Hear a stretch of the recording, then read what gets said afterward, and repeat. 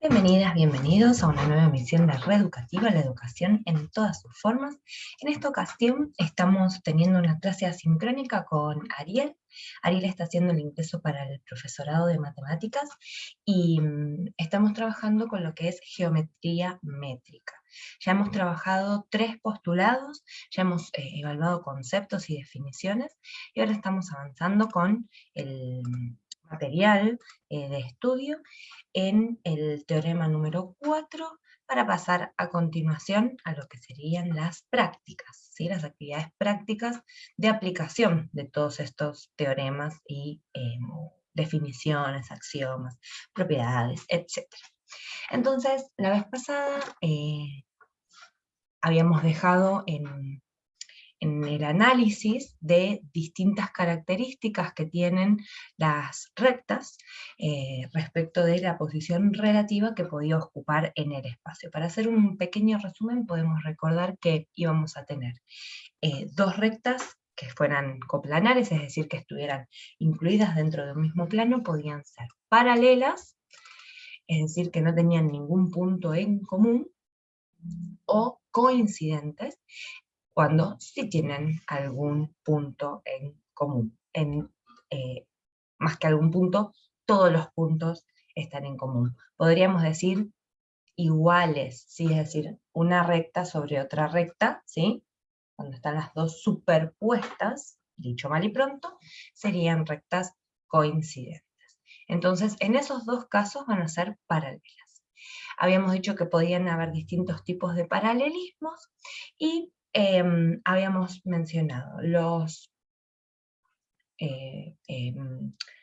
conceptos de dirección de una recta paralela, de dos rectas paralelas, mejor dicho.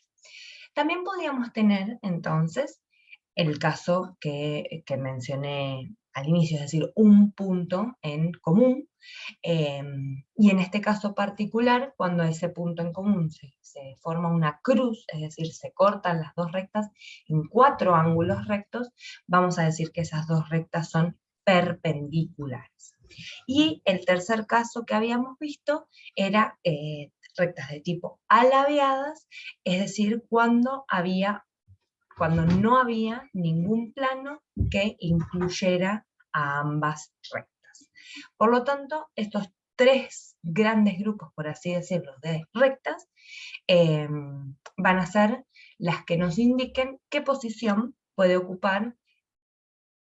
ocupar dos rectas en un mismo, en el espacio, no en un mismo plano, en el espacio. Porque el tercer caso, por ejemplo, no estaríamos teniéndolas en un mismo plano. Es decir, que necesariamente no puede existir un plano en donde ambas estén incluidas. Bien, ahí habíamos también hablado del último de los 5 postulados de Euclides, los 4 anteriores ya los estuvimos tratando en clases pasadas, que tenía que ver con un punto y qué pasaba en un punto de esa, en algunos casos de esa recta y en otros casos por fuera de la recta. Por ejemplo, como vemos aquí, punto que no pertenezca a la recta, en el axioma número 15, un punto que fuese o que no fuese de la recta, y nos estábamos metiendo entonces ya en el teorema 4, que ahí es donde me quiero detener. ¿Qué nos está diciendo el teorema número 4? Si lo leemos, vemos que dice que en un plano, dos rectas ¿de qué tipo? De uno, o sea, dos rectas que ocupan el espacio con uno de estos 3, con una de estas 3 características, con una de estas 3 propiedades. En este caso vamos a hablar de perpendiculares. Si hay dos rectas que sean perpendiculares a una tercera recta, entonces esas dos rectas tienen que ser paralelas. ¿Qué queremos decir con esto? Esto se vuelve evidente cuando lo podemos graficar. Recordemos que los gráficos que estamos haciendo son ejemplificatorios, no están absolutamente... Primero, bueno, son ejemplos concretos y como tales siempre pueden tener algún grado de indefinición o de error, ¿sí? Es decir, la teoría que estamos leyendo se cumple quizás en cierto punto de manera errónea. ¿Por qué? Porque lo estamos haciendo a mano alzada, sin elementos de medición. Entonces, si yo trazo una recta y digo, bueno, esta recta y esta recta es paralela, por ahí si yo me pongo a medir exactamente, puedo ver que los puntos que tengo acá, entre medio, aquí y aquí, esa distancia no sea la misma, por dar un ejemplo, ¿sí? Sin embargo, bueno, a modo ejemplificador nos puede ser de utilidad. Entonces vamos a volver habiendo hecho esta aclaración, vamos a intentar entender un poco más este concepto del teorema 4.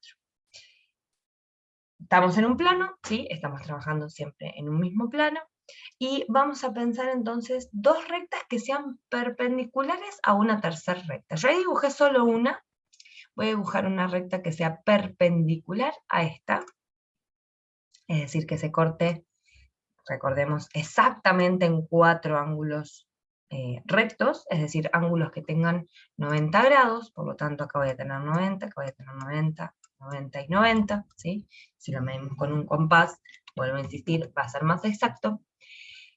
Y ahí yo tengo solo 2 rectas, ¿cierto? Bueno, si yo tuviera una tercera recta, y que esta tercera recta tenga que ser perpendicular, ¿sí?, a esta de color rosado, necesariamente para que sea perpendicular va a tener que tener esta posición. Si yo la hiciera de cualquier otra forma, es decir, si mi recta fuese, por ejemplo, así, o si mi recta fuese así, o si mi recta fuese así, en ninguno de esos casos corta a la recta rosada de manera perpendicular. Por lo tanto, sí o sí, para que sea perpendicular a la recta rosa, tiene que ser paralela a la roja. Es decir, dos rectas que sean perpendiculares a una tercera, una recta y otra recta que sean perpendiculares a esta tercera recta, sí o sí entre ellas deben ser paralelas. Recordamos que las rectas las nombramos con letras mayúsculas, entonces podemos decir la letra P, la letra R y la letra Q, ¿sí? Yo las estuve nombrando como rosa, roja, no tuve que nombrar la amarilla, pero eso es a fines ejemplificadores nada más. Esta sería la forma correcta de nombrar. Bien, esto es entonces lo que nos está diciendo el teorema 4. Y aquí entramos en otras, propiedades, definiciones, en otros conceptos primitivos. Habíamos dicho que teníamos conceptos primitivos. Si recordamos qué son estos conceptos o propiedades primitivas, habíamos dicho que son ideas, conceptos, vuelvo a insistir, valga la redundancia, dados, es decir, que son tomados como que se saben que existen, que están ahí, ¿cierto? Por lo tanto, retomando estos conceptos primitivos, vamos a hablar de lo que es la mediatriz. ¿Qué es lo que es la mediatriz? Leemos entonces nuestra definición número 22. Y nos dice que la mediatriz es la mediatriz de un segmento es la recta perpendicular que divide a ese segmento en otros dos de igual amplitud. Entonces, la mediatriz divide, voy a borrar dos de las rectas que había hecho aquí, por ejemplo, vamos a dejar a la recta R, es una recta perpendicular, perdón, borré una de más, que divide a estos dos segmentos de igual amplitud, de igual medida, de igual longitud, por así decirlo. ¿Por qué pensamos en longitud, entre comillas vuelvo a insistir, y no en, porque cuando habíamos hablado de amplitud, habíamos estado hablando de ¿qué? De grados, de ángulos, ¿cierto? Entonces, ¿por qué no estamos hablando de amplitud? ¿Por qué no estamos hablando de que corte, por ejemplo, a distinta amplitud en este? Quiero que se vea todo, un segundito. ¿Por qué no estamos hablando, digo, entonces de... Miren, y ahí acabo de notar que la recta Q estaba un poquitito ladeada, es decir, que podía estar no cortando la recta R en un ángulo recto. Bueno, recordemos lo que dije al inicio, son aproximadas. Entonces decía, ¿por qué no estamos hablando de distintas medidas en este punto? ¿Por qué no estamos hablando de distintas medidas de amplitud acá? O sea, ¿por qué no estoy diciendo que la mediatriz divide en dos segmentos de variada amplitud? Más allá de que sea igual, la amplitud tendría que ver con estos ángulos, ¿no? Es decir, acá tengo un ángulo, acá otro, a otro, de distinta amplitud. Y si yo muevo la recta R, cambia la medida de esos mismos ángulos.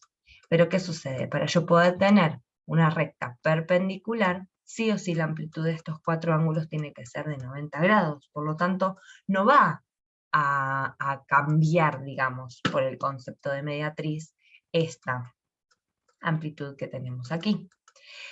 Lo que sí va a cambiar es esta medida, es decir, si yo corro a la recta Q a este sector, la medida de este segmento y de este segmento, o de esta semirrecta, mejor dicho, a esta otra semirrecta, ¿cuál es la diferencia entre recta y semirrecta? Bueno, entre segmento y semirrecta. La semirrecta tenía un punto de origen, que en este caso lo estamos considerando el punto de intersección, es decir, el pie de la perpendicular, es decir, el lugar donde las dos rectas se cortan, mientras que el segmento es una porción de recta, podríamos decir, que tiene inicio y que tiene fin. La semirrecta tiene inicio, pero no tiene fin. Sigue infinitamente hacia allá y sigue infinitamente en la otra dirección. Lo mismo que la rosa. Sigue infinitamente hacia arriba, entre comillas, e infinitamente hacia abajo, entre comillas. Las comillas, ¿por qué? Porque en el espacio no hay arriba, no hay abajo. Esta recta puede estar así, o bien puede estar así, así, o así. Bien. Habiendo hecho esa aclaración, entonces yo lo que necesito es que los dos segmentos, es decir, las dos porciones de recta que yo veo a un lado y al otro de la recta Q, tienen que ser de la misma medida, de igual amplitud. Esa es la, mediatriz. Habíamos hablado también del concepto de bisectriz, cuando estuvimos hablando de ángulos. ¿En qué se parecen y en qué se diferencian la bisectriz y la mediatriz? Aquí, definición 17, hablamos de bisectriz. Bueno, la bisectriz divide en un ángulo, vamos a decirlo en criollo, divide un ángulo por la mitad, ¿sí? Es decir, si yo tengo un ángulo, la bisectriz va a ser el punto que pasa justo por el medio de los dos, dándome dos ángulos que tengan la misma amplitud, es decir, que midan lo mismo, es decir, que sean congruentes. En este caso, el paralelismo que hay, o sea, lo parecido que tiene con la mediatriz, es que va a dividir a la mitad esta recta R para que los dos segmentos que tengo en uno y otro lado de la recta Q sean iguales, que tengan la misma amplitud, que sean congruentes.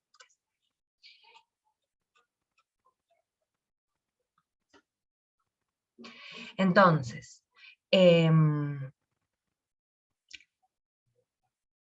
bueno, aquí, perdón, algo que cabe aclarar es R tendría que ser un segmento, no una recta, es cierto. ¿Por qué? Porque si no, si estos siguen infinitamente para ambos lados, bueno, no estarían siendo segmentos, serían, como decía, semirrectos. Entonces tengo la recta Q y el segmento R. ¿Bien?